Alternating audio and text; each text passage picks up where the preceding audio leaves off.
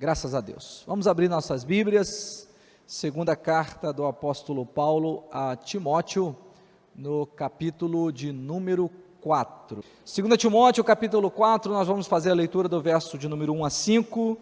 Nosso objetivo é ficarmos aqui no culto, na pregação até as 8h30 e logo após realizaremos a nossa assembleia ordinária, que graças a Deus está voltando ao seu rito normal, né? Todo mês, assembleia ordinária.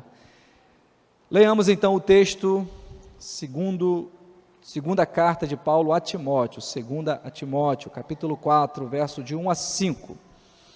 Na presença de Deus e de Cristo Jesus, que há de julgar os vivos e os mortos por sua manifestação e por seu reino, eu o exorto solenemente.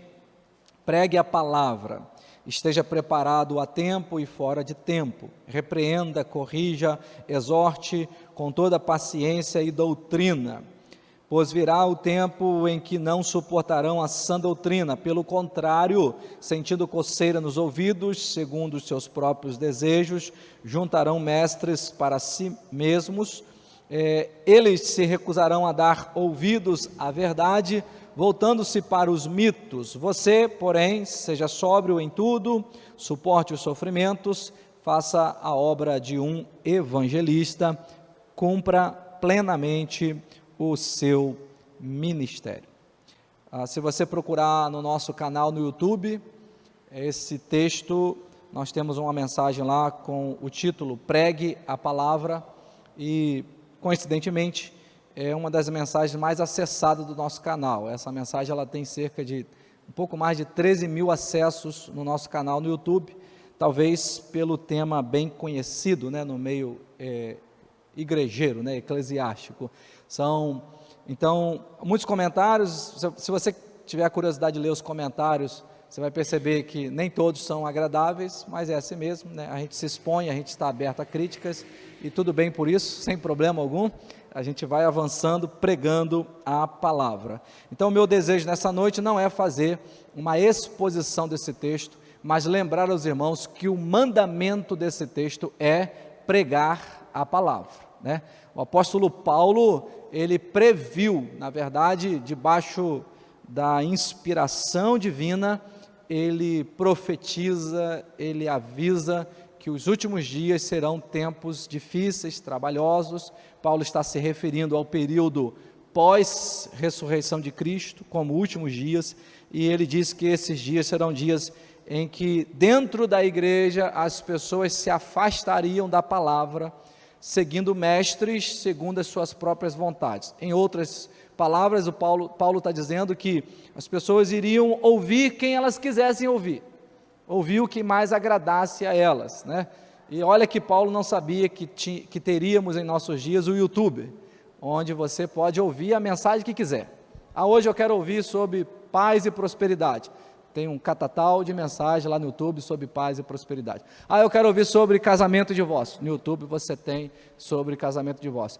Eu quero ouvir, começar o dia com uma mensagem de encorajamento. Você tem lá no YouTube mensagem de encorajamento. Infelizmente, pessoas usam mal esse recurso que pode ser bem usado para o nosso crescimento, né? Então, em vez de ficar ouvindo aquilo que agrada o seu ouvido, o seu coração, você precisa ouvir a exposição da palavra de Deus. E esse texto que nós acabamos de ler, ele serve como fundamento para mais um aspecto da teologia puritana que vamos estudar nessa noite, que diz respeito à pregação puritana. Como que os puritanos lidaram com a pregação? Na verdade, irmãos, a pregação bíblica ficou esquecida durante séculos, onde a Igreja Católica, os irmãos sabem disso, realizava missas em latim, e a maioria dos congregados, dos irmãos ali na igreja, eles não entendiam o que os padres estavam recitando, não entendiam as homilias, até que na reforma protestante, Martim Lutero e outros reformadores começaram a explicar a Bíblia, ler a Bíblia, explicar a Bíblia e colocar formas de aplicar a Bíblia ao cotidiano das pessoas. Esse movimento que começa no século XVI, ele avança até o século XVII, e aí nós temos o período da história da igreja, chamado de o período dos puritanos, meados do século XVI até o final do século XVII. Certa vez eu já disse aos irmãos que é importante conhecer a história da igreja, assim como é importante conhecer a sua história de vida, a história da sua família, de onde você veio, quem são seus pais, quem foram os seus avós, né? Isso tudo faz parte da nossa própria existência. Imagine você que se você acordasse de um tempo de amnésia, ou se você entrasse numa amnésia, hoje melhor dizendo, e se esquecesse de tudo a respeito da sua vida, do seu passado, dos seus antepassados. Imagine como seria difícil a sua vida sem memória, né? Viver sem memória é morrer. Você não tem memória. Infelizmente, muitos crentes morrem na fé porque não têm memória, não conhece a sua história, não sabe de onde vieram, não sabe o custo que as coisas tiveram para nós chegarmos onde estamos nesse tempo. Então a pregação bíblica, ela voltou a ser praticada no período da reforma, pós-reforma, e ela foi ensinada, ela foi divulgada, difundida pelos puritanos, que intentaram reformar a igreja, reformando a vida dos membros da igreja.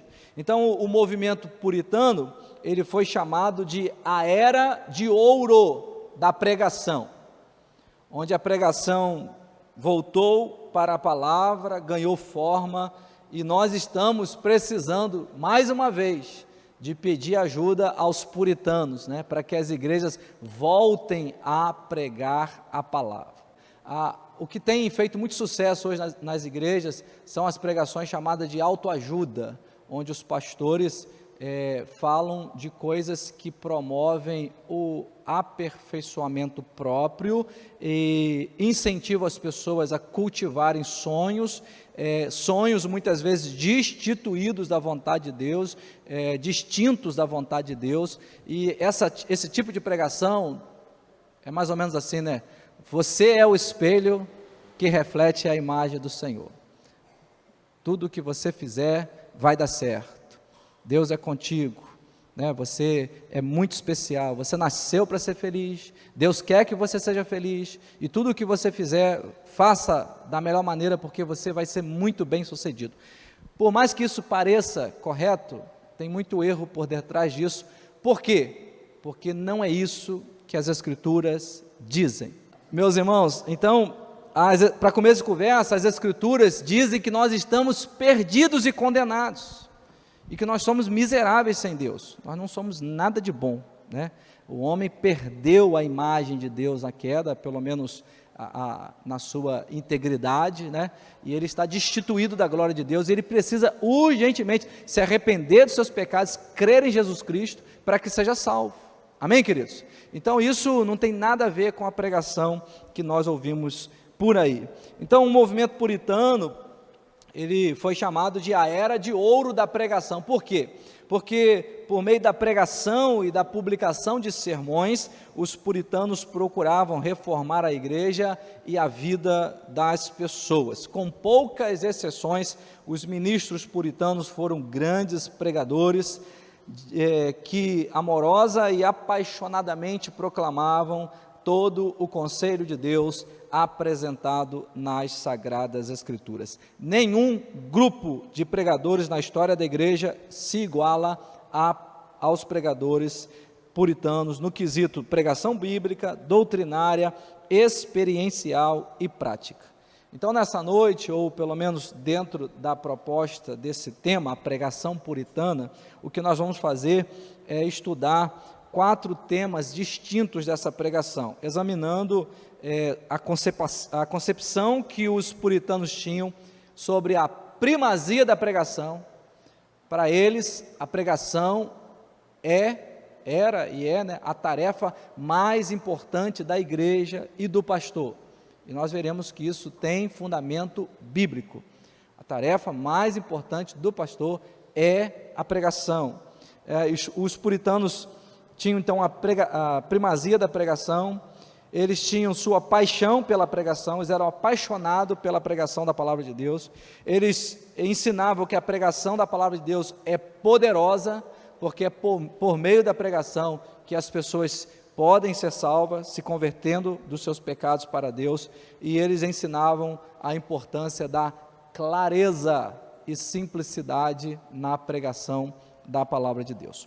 Então vamos começar aqui com o primeiro tema, sobre a importância da primazia da pregação. Você deve se lembrar que nós estamos saindo de um período em que só existia a Igreja Católica e que as missas não tinham compromisso com a pregação da palavra.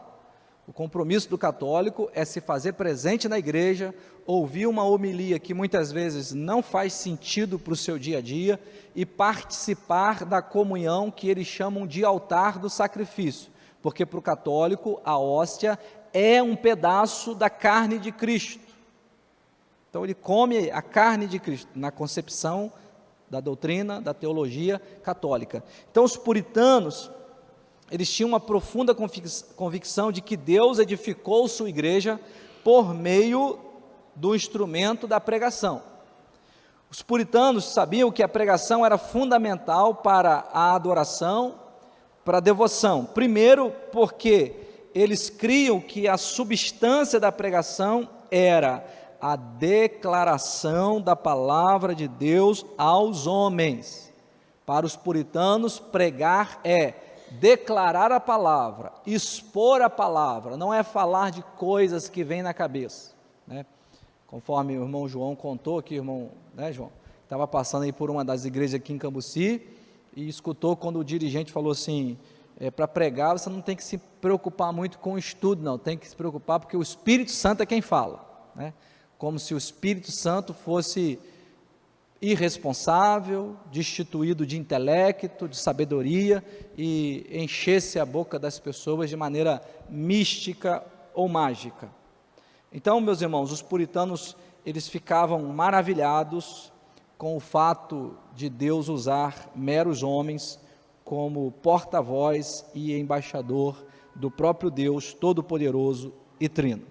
Eles tinham a pregação, em primeiro lugar, como primazia, porque eles viram a pregação como a grande ordenança da conversão a Deus. Era esse o meio, né, pelo qual Deus salvava os pecadores. A palavra era pregada e as pessoas criam, como está lá em 1 Coríntios 15, do verso 1 ao 11. Terceiro, além do dom do Espírito Santo, os puritanos estavam convencidos de que o Cristo ascendido, ele não confere maior dom à sua igreja do que o chamado para pregar. Então, para os puritanos, quem tinha o dom de pregar, tinha o dom mais precioso da igreja, né? Além do dom da conversão, o dom da pregação era tido como um dom nobre. Lá em 1 Timóteo, capítulo 3, o apóstolo Paulo, ele diz isso, né? Quem aspira ao episcopado, excelente obra deseja.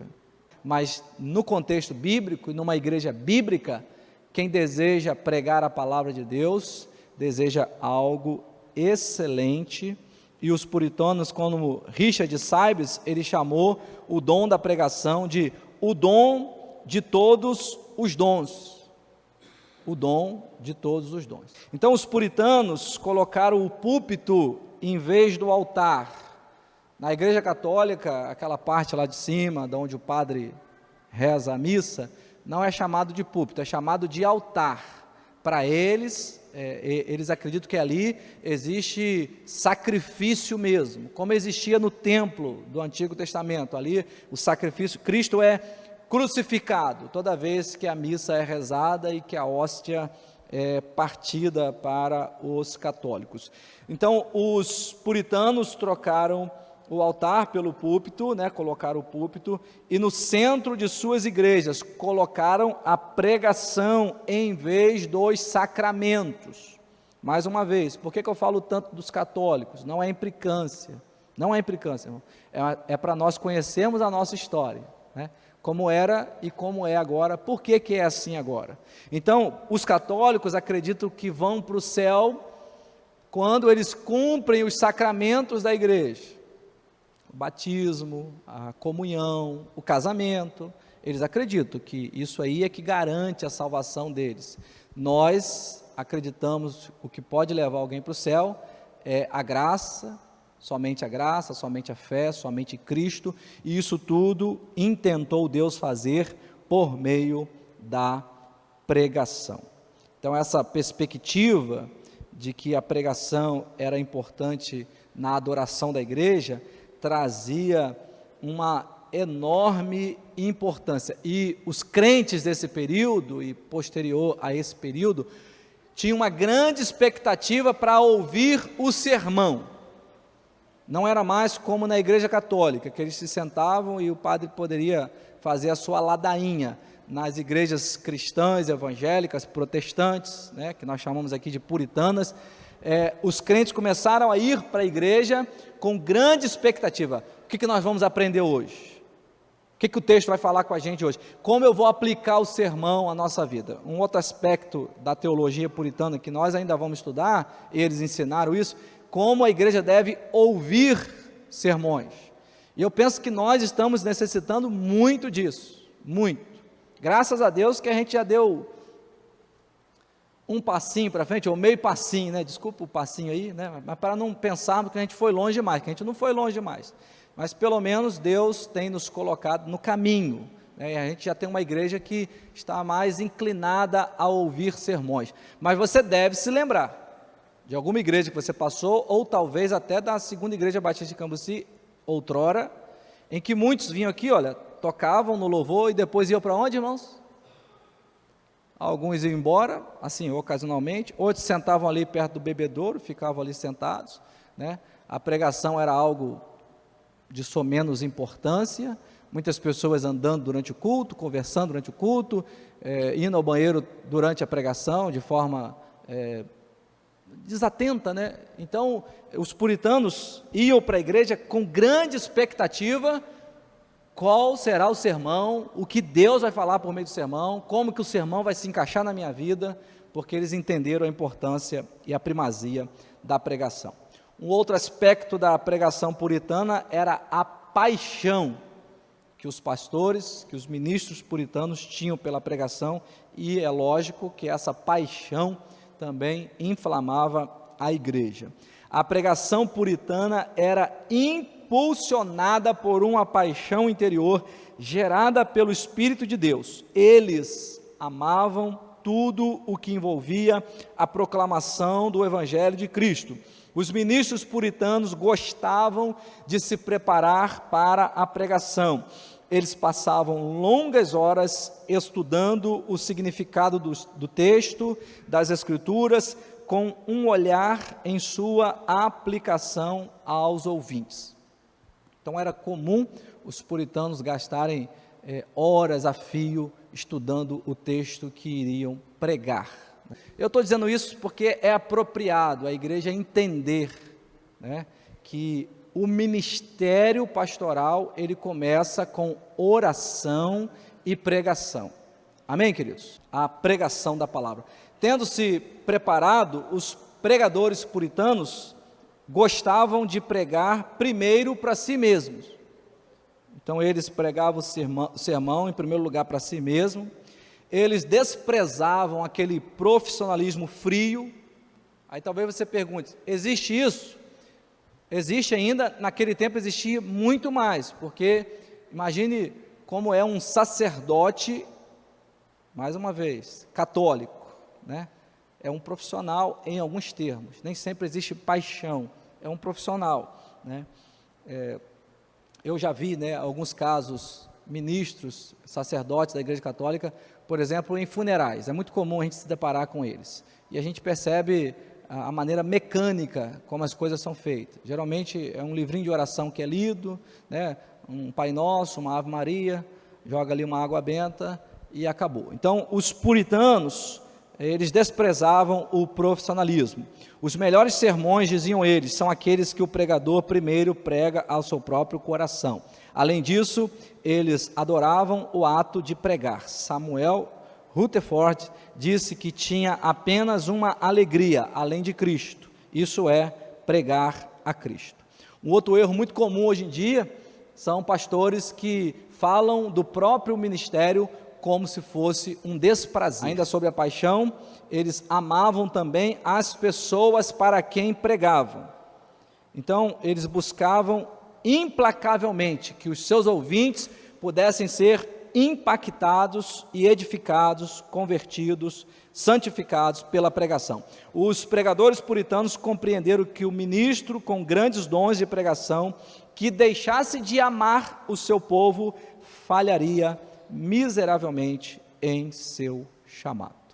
Então, até aqui nós vimos duas características da pregação puritana, né? Primeiro, a primazia, eles colocavam a pregação em primeiro lugar no culto, nas suas vidas, e a paixão que esses homens tiveram pela pregação.